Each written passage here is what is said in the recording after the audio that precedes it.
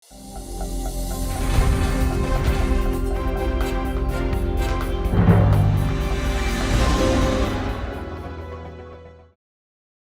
ธีสมภพระหว่างประธานสภานักรบเก่าแขวงหัวพันผู้เก่าและผู้ใหม่ได้จัดขึ้นในวันที่5 มิถุนายน 2025 นี้อยู่ที่ห้องประชุมนักรบเก่าแขวงโดยเป็นเกียรติเข้าร่วมของสหายนางรองคำพรมีไซคณะประจำพรรคแขวง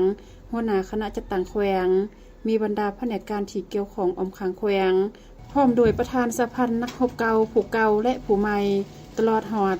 พนักงานลักแรงเข้าร่วมในพิธีสหายจันทวรคอนราศีห้องคณะจัดตั้งแขวงได้ผ่านมติตกลงเลขที่529ลงวันที่28 พฤษภาคม 2025ของคณะประจำพรรคแขวงบาโดยการรับรองเอาคณะบริหารงานสภานักรบเก่าแขวงหัวพันซึ่งได้รับรองเอาสหายพันเอกคำสนทิพย์สมพันธ์เป็นประธานสภานักรบเก่าแขวงผู้ใหม่โอกาสนี้สหายพันโทสมเกียรติสมสบานประธานสภานักรบเก่าแขวงหัวพันผู้เก่าได้สรุปตีราคาคืนการจัดตั้งปฏิบัติหน้าที่การเมืองของภาครัฐก็คือของกองทัพอันละเอียดละเอี่ยวตลอดระยะผ่านมาเป็นต้นแม่นการนำพาซี่นำพนักงานสมาชิกนักรบเก่าทุกโครงเขตเบียกงานโดยผลสำเร็จหลายด้าน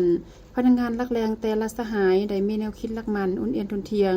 เสื่อมันต่อการนำพาของภาครัฐสามารถเฮ็ดให้สภาพอยู่ภายในภายนอกตามสิทธิและหน้าที่พระบทบาทความรับผิดชอบของการสภานักรบเก่าแขวง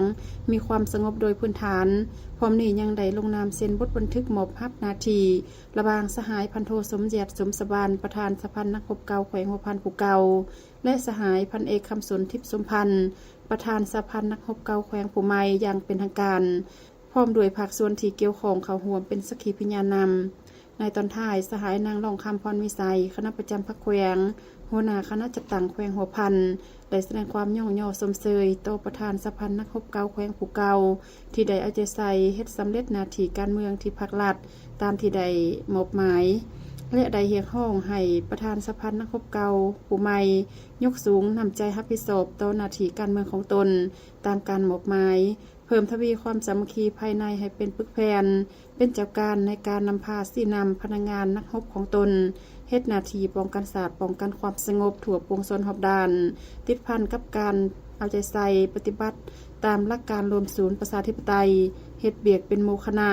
เพื่อแนใส่ปรับปรุงโครงเขตเวียกงานสภานักรบเก่าแขวงหัวพันให้มีความนักแน่นเข้มแข็งขึ้นไปเรื่อยๆ